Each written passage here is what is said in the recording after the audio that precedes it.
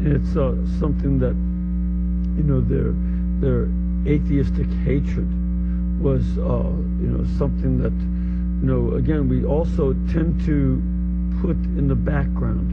You know, Hitler and the Nazi Party and Mussolini, they, you know, hated faith and, you know, tried to promote a society without God. And today we've certainly seen the rise of a new form of radical atheism that's trying to, you know, attack Christianity, not with violence at this point, but, you know, we who are believers need to very much stand up and say our faith is not something that we cling to because we're bitter about the economy or something, or we feel badly about it. This is the meaning of life.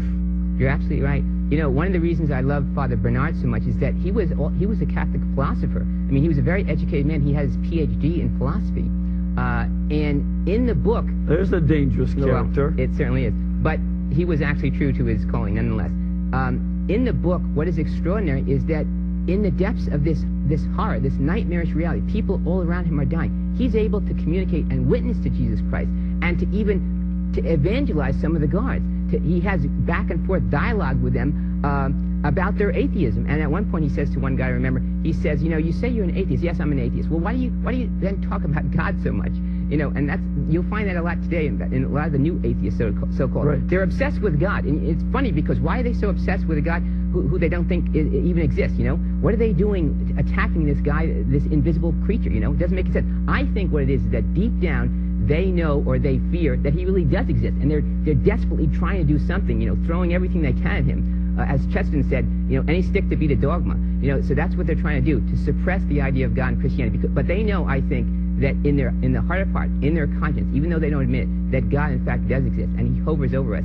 He's a reality, and that's why that they feel constantly necessary. They feel it's so necessary to talk about, and you know, talk about till they're blue in the face. One of the things that strikes me about Father Bernard and his decision is that it's made on the basis that he has faith in Jesus Christ.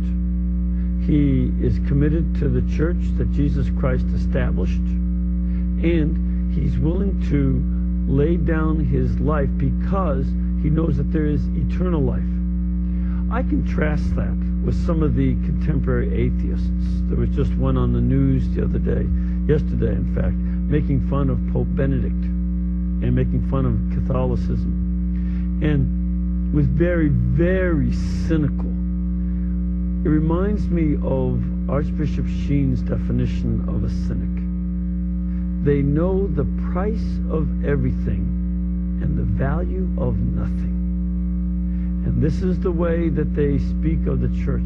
Whereas the person of faith, like Father Bernard, knows the value of everything and doesn't have any concern for the price, even if it means his life.